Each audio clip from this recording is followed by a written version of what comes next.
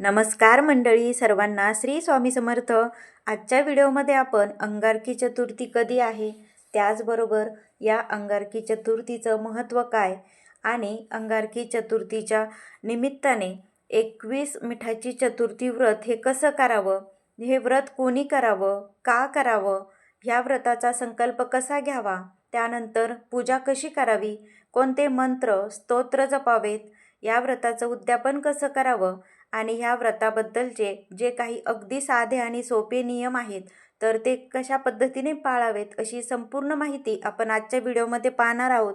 तेव्हा व्हिडिओ संपूर्ण पहा, म्हणजेच तुम्हाला तुमच्या प्रत्येक प्रश्नाचं उत्तर हे मिळून जाईल। मंडळी, यंदा नवीन वर्षाच्या सुरुवातीलाच पहिली चतुर्थी ही 6 जानेवारीला आलेली आहे। बघा, संकष्टी चतुर्थी जेव्हा मंगळवारी येते त्या चतुर्थीला आपण अंगारकी चतुर्थी असं म्हणतो। या अंगारकी संकष्टी चतुर्थीचे व्रत केल्याने, या दिवशी उपवास केल्याने किंवा या दिवशी गणपती बाप्पांचे दर्शन घेतल्याने संकट निवारण होतं। आपल्या आयुष्यातील संपूर्ण ज्या काही अडचणी आहेत, अडथळे आहेत तर ते दूर होतात, आजार दूर होतात। बघा मंडळी, आजच्या व्हिडिओमध्ये आपण अगदी साध्या आणि सोप्या पद्धतीने पण शास्त्रोक्त आणि पारंपरिक पद्धतीने आपण हे व्रत कसं करावं हे आपण आजच्या व्हिडिओमध्ये सविस्तर जाणून घेणार आहोत।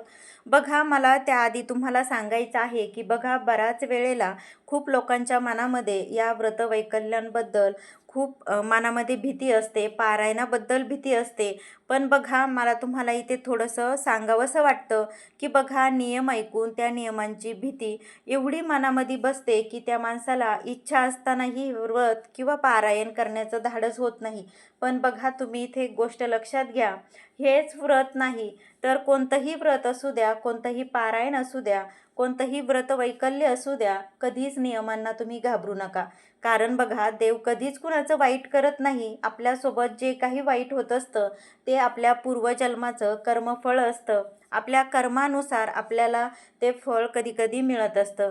कोणतीही पूजा करताना, व्रतवैकल्य करताना किंवा पारायण करताना ते कशा पद्धतीने केल्यानंतर तुमचं मन त्या भगवंताशी एकरूप होतं आणि त्या पद्धतीने तुम्ही पूजा, पारायण, जे काही तुम्ही व्रतवैकल्य करत आहात ते प्रयत्नांना तुमच्या म्हणजे जे काही तुम्ही व्रतवैकल्य करत आहात तर ते 100% प्रयत्न करून करा, म्हणजे तुम्हाला नक्कीच त्याचा चांगला अनुभव येईल। आता या व्रताबद्दल तुम्हाला अगदी साधा आणि सोपा प्रश्न मनामध्ये पडू शकतो की हे व्रत नक्की करावं कुणी?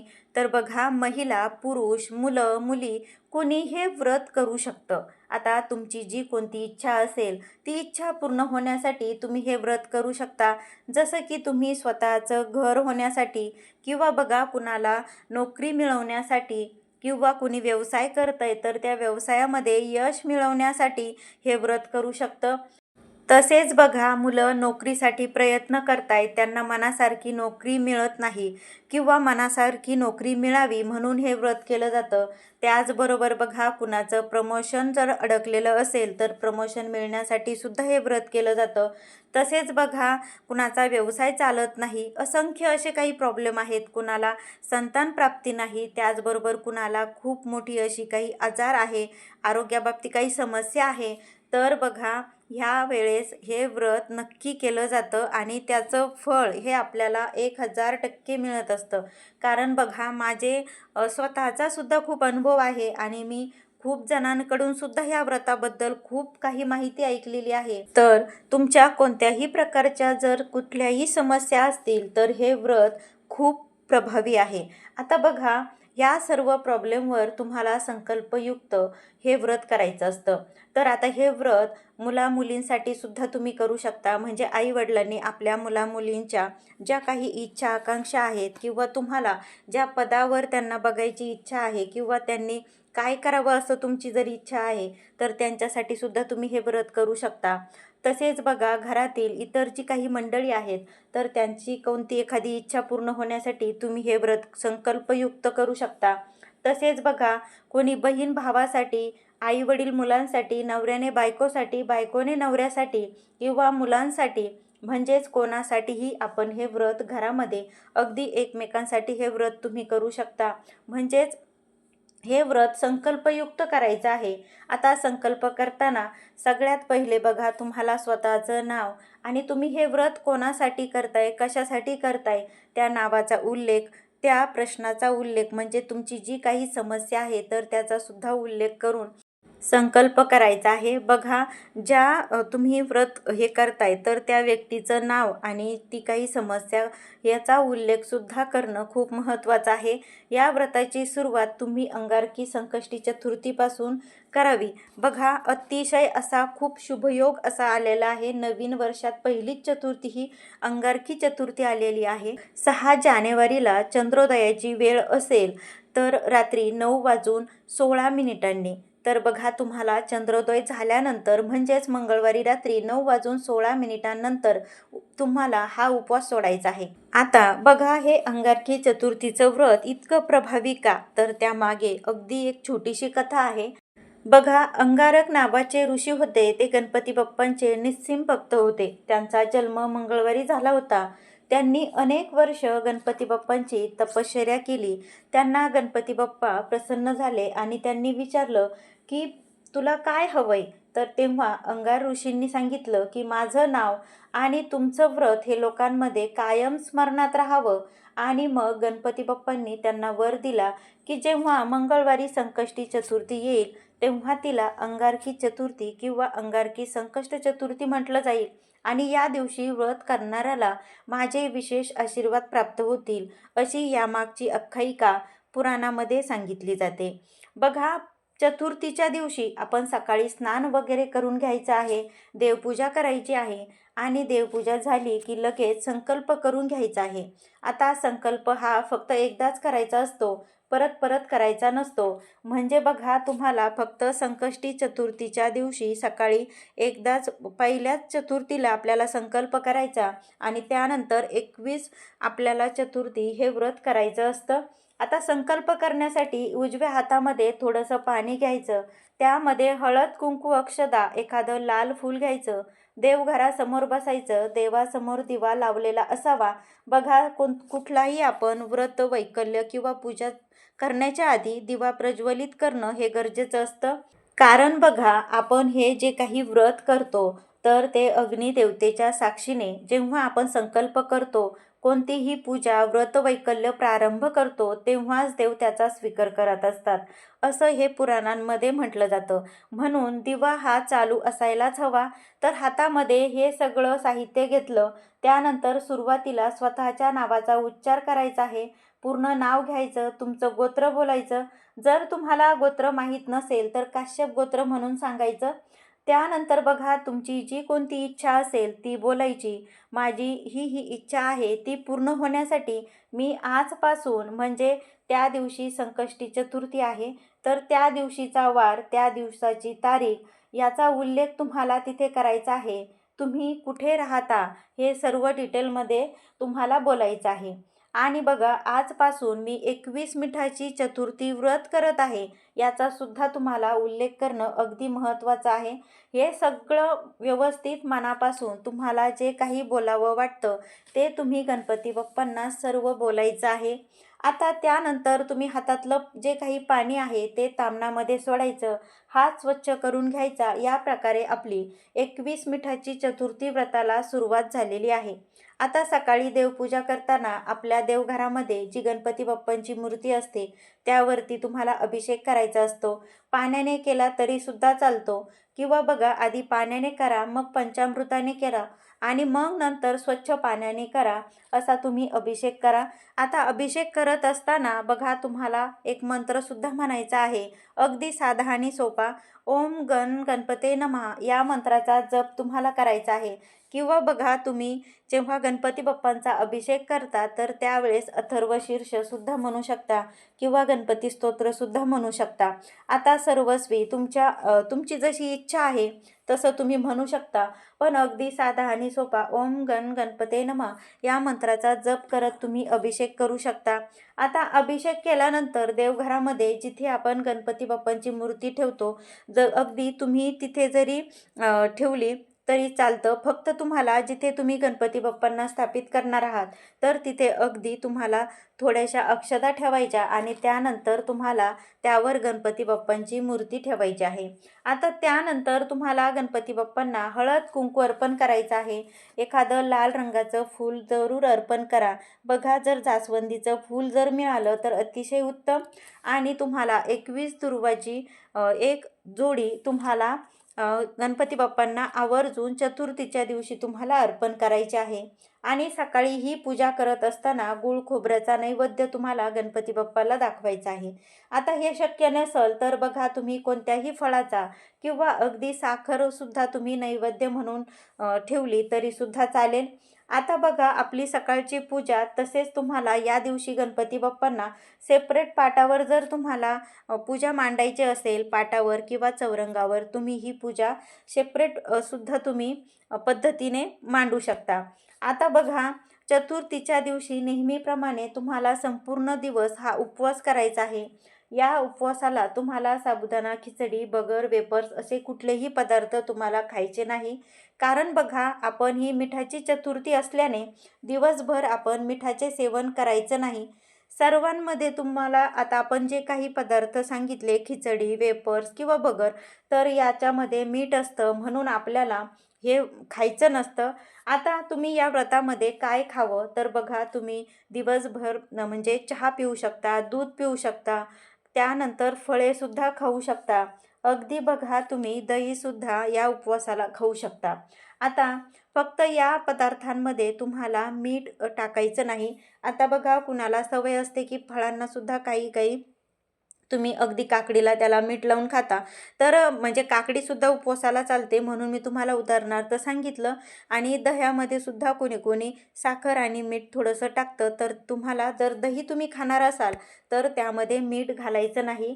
कारण बघा, या दिवशी तुम्हाला अजिबात दिवसभर मीठ खायचं नसतं म्हणून तुम्हाला सांगितलं. आता या दिवशी बघा, परान्नसुद्धा आपल्याला वर्ज्य करायचं असतं आणि चंद्राला पाहून हा उपवास सोडायचा असतो.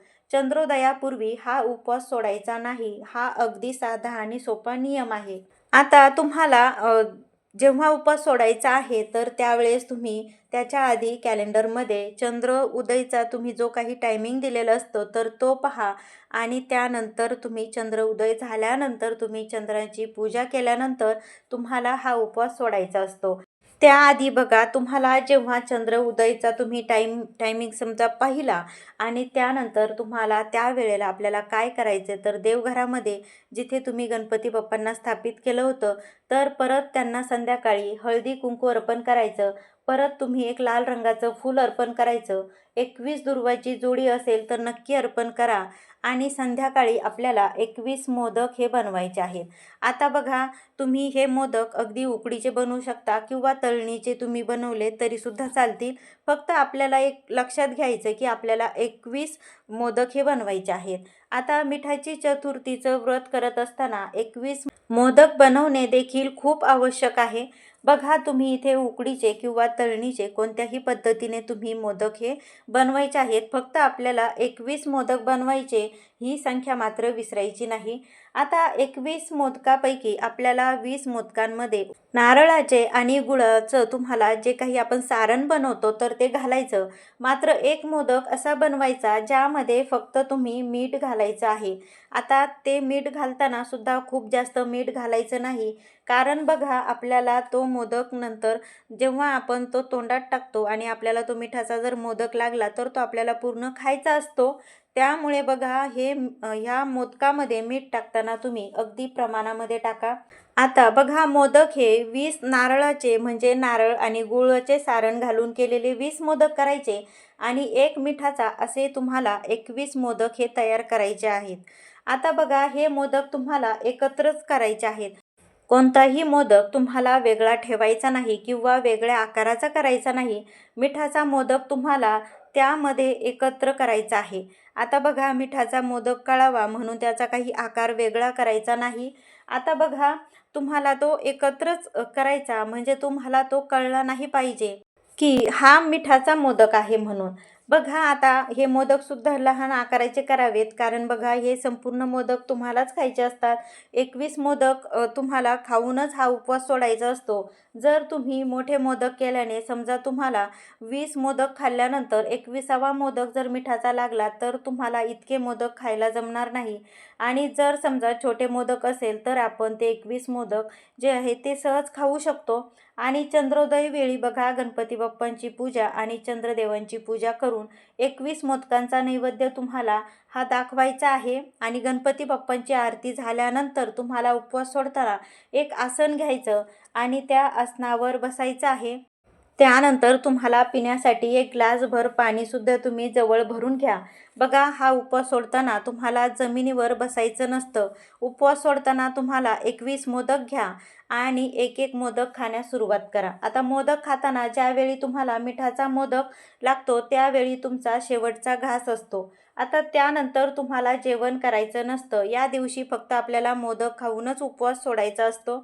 आता पहिला मोदक जर मिठाचा लागला आणि तो आपल्याला संपूर्ण मोदक तो तुम्हाला खाऊन घ्यायचा असतो. म्हणजे तुम्हाला जेव्हा पण मिठाचा मोदक लागेल तर तो तुम्हाला पहिला लागो, दुसरा लागो किंवा 5वा लागो किंवा शेवटचा कोणताही मोदक जर तुम्हाला मिठाचा लागला की तो आपल्याला पूर्ण खायचा असतो आणि तिथेच आपल्याला उपवास सोडायचा असतो. म्हणजे जे काही पुढचे मोदक आहेत तर ते उरले असतील तरी ते खायचे नाही.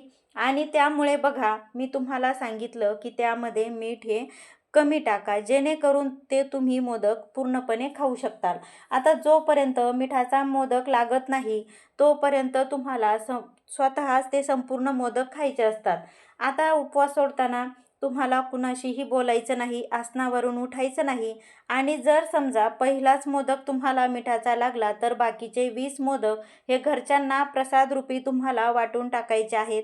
आणि बघा समजा 5वा 6वा मोदक तुम्हाला मिठाचा लागला तरीसुद्धा तुम्ही उरलेले जे काही मोदक आहेत तर ते तुम्ही घरच्यांना प्रसाद म्हणून तुम्हाला वाटायचे आहेत. मात्र तुम्हाला इथे एक गोष्ट लक्षात घ्यायची, हा प्रसाद फक्त तुम्हाला घरच्यांनाच द्यायचा असतो.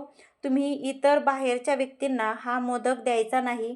मग आता जे काही तुमचे मोदक जे काही उरले आहेत तर ते तुम्ही घरच्यांना वाटून द्या. आणि घरच्यांना वाटून सुद्धा जर काही 1-2 मोदक उरले असेल तर बघा आपल्या दारावर गाय येते किंवा तुम्हाला जिथे कुठं गाय अवेलेबल होईल तर ते उरलेले मोदक तुम्ही गाईला सुद्धा खाऊ घालू शकता. आता मोदक खाऊन उपवास सोडल्यानंतर जर तुम्हाला भूक लागली असेल तर तुम्ही अशा वेळेस दूध किंवा फळे खाऊ शकता. पण समजा पहिलाच मोदक किंवा दुसरा मोदक जर तुम्हाला मिठाचा लागला असेल तर तुम्हाला भूक लागू शकते. पण बघा अशा वेळेससुद्धा तुम्ही जसं दिवसभर दूध, चहा किंवा फळं खाऊन हा उपवास केला तसंच तुम्हाला तुमची भूक भागण्यासाठी हे उपवासाचे जे काही आपण फळं किंवा दूध पिलो तर त्या पद्धतीनेच करायचं. पुन्हा एकदा सांगते की बघा जर तुम्हाला पहिलाच मोदक मिठाचा लागला तर तुमचा त्यावरच उपवास सुटतो. त्यानंतर तुम्हाला जेवण करायचं नाही.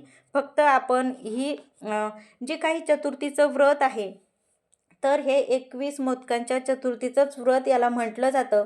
आणि हे व्रत फक्त मोदक खाऊनच हा उपवास सोडायचा असतो. आता हे एक तुम्ही नक्की लक्षात ठेवा.